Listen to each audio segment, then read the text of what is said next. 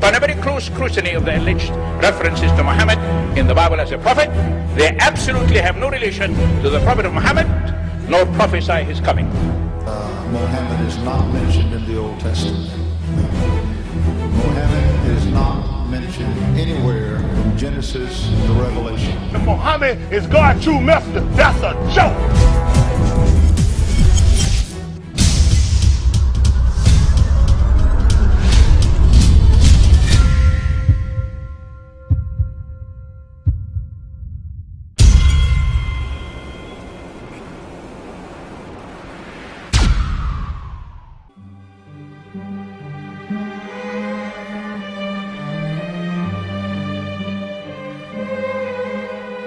Lo, we inspire thee as we inspired Noah and the prophets after him, as we inspired Abraham and Ishmael and Isaac and Jacob and the tribes, and Jesus and Job and Jonah and Aaron and Solomon, and as we imparted unto David the Psalms.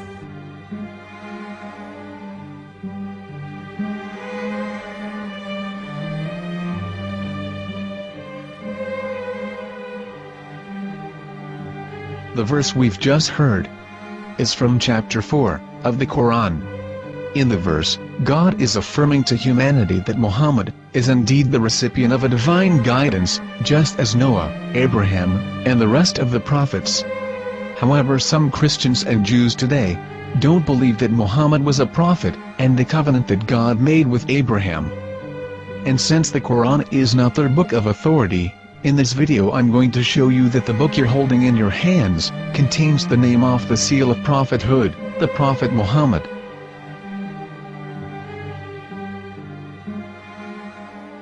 As known, the Old Testament was preserved in the Hebrew language.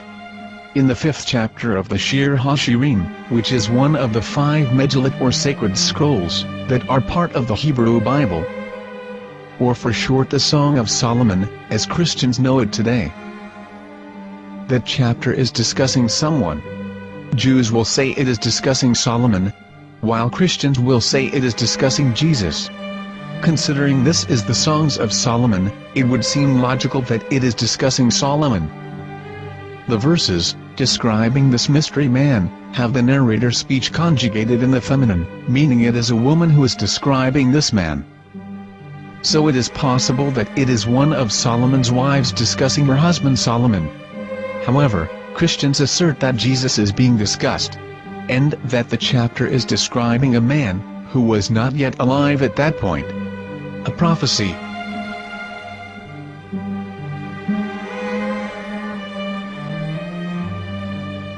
In reading the English translation of Song of Songs 5:16, it finishes the description by saying, "He is altogether lovely," but what most people don't know is that the name of that man was given in the original Megillat. Here is verse 16, and how it is written in ancient Hebrew, before introducing the vowels, in the 8th century. From the Hebrew Bible, on scripturetext.com. Here is the word in question. This word is made of 4 letters. Mem, Het, Mem, Dalet. Now when reading the word as it is written in its original form, with no vowels, it can be read as Muhammad, which is the name of the Muslim prophet, or as Mamad with no A after the H. According to Ben Yehuda's Hebrew English Dictionary, it is correctly pronounced as Muhammad, not Mamad. So how we're going to know for sure if it's pronounced as Muhammad, the Muslim prophet, or as Mamad, a random Hebrew word? The only way is to give the verse to a rabbi and say to him, "Please read." Here is the Song of Songs 5:16, and how it is read by a rabbi from a Hebrew Jewish site. Please notice, the im in Hebrew is a plural of respect. Hiko mamtakim vechullo mahamadim ze dodi vezer'i benot Yerushalayim. Hiko mamtakim וכולו מחמד, מחמד, מחמד, מחמד, מחמד, מחמדים. זה דודי וזרעי בנות ירושלים.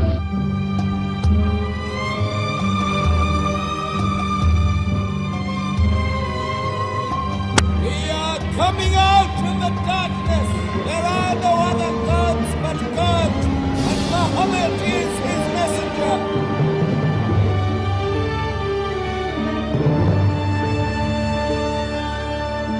Let the world hear. חיכו ממתקים וכולו מחמדים, זה דודי וזרעי בנות ירושלים. חיכו ממתקים וכולו מחמד, מחמד, מחמד, מחמד, מחמד, מחמדים, זה דודי וזרעי בנות ירושלים.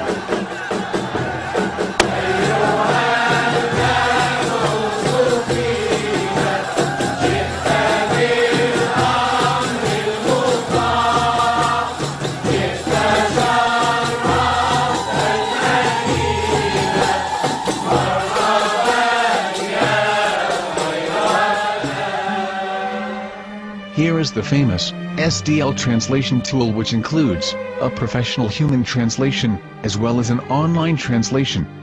We're going to copy our Hebrew word of the Song of Songs, directly from the Jewish site.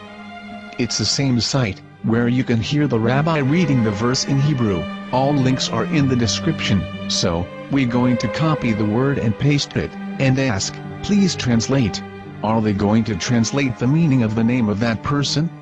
As the Bible translators did. Which is the praised and the lovely one, or are they going to keep the name as it is? Well, see it yourself. Here is the World Lingo Translator. The result is the same. It's Muhammad. You have no right. You have no right to translate names of people. Anybody. Your name should be retained. Mr. Black is Mr. Black, though he's white. You have no right to translate names of people. But they have been doing that. Muhammad they translated as altogether lovely. But the word Muhammad is there in the Hebrew language. The word Muhammad is there in the Hebrew language.